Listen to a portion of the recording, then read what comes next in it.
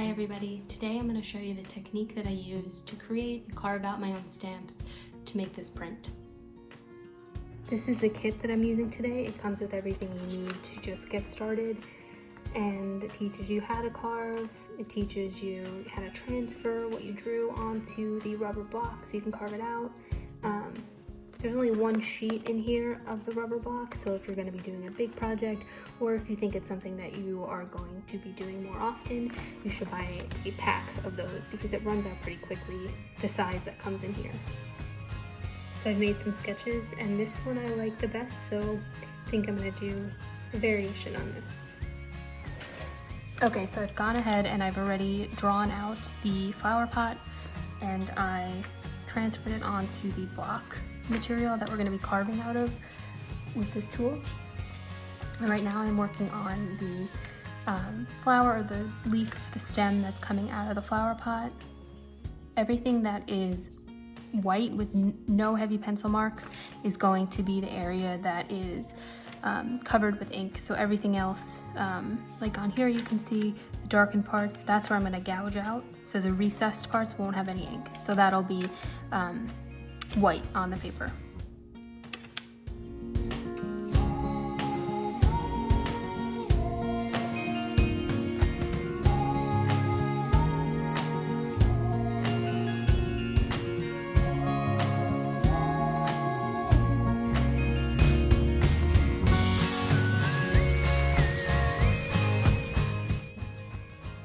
So as you can tell, it's just a very crude sort of sketch, mostly just to remind myself where I'm taking the material out and where I'm leaving it in. So the way that I transfer it is I just take the piece here, just gonna trim it a little bit, and then I'm just gonna place it over.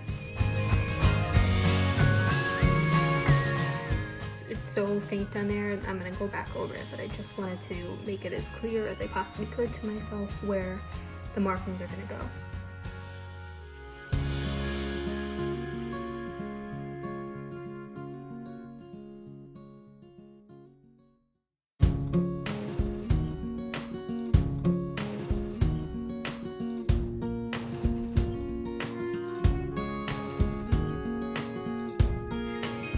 I like to go around the area just lightly, so that I can get a sense of, you know, the turns that I'm gonna have to be making when I decide to actually go in a little bit with a little bit more pressure. It is a little nerve-wracking because if you do slip and you nick something, I mean, your final print is gonna show that. So it's best if you just go slow, and if you do make an error, you know, it is supposed to be a very original outcome at the very end. So, you know, it's not like you're printing out a picture from the computer, you're drawing it by hand and you're carving it by hand, and those little imperfections really make it unique.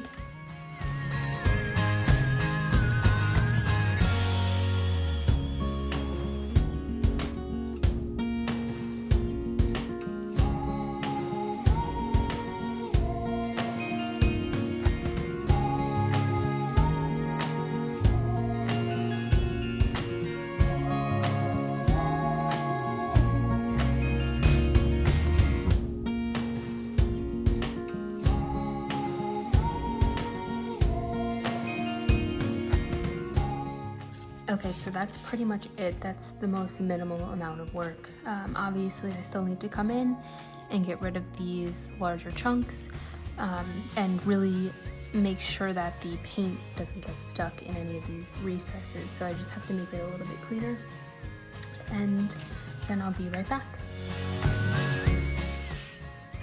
I'm just gonna freehand paint a circle on here.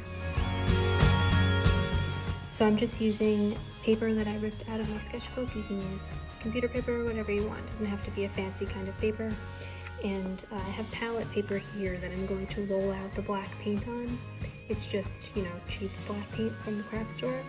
So if you don't have palette paper, you can use wax paper, something that's going to not absorb the paint.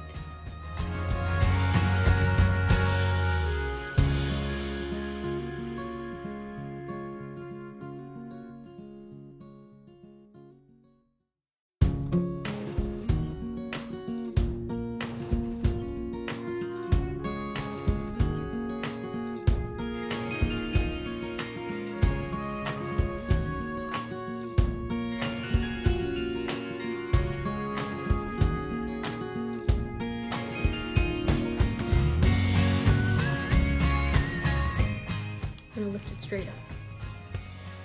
So there you go. Could have been a little bit better in that area, but it's not terrible. So we'll do the same with this.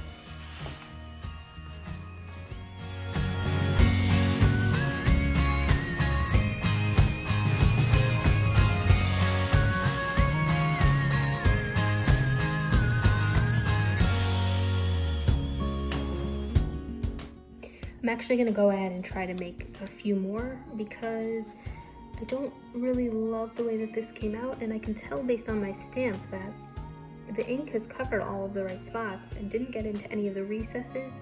So I'm gonna try maybe adding more paint. Trial and error, we'll see how it goes.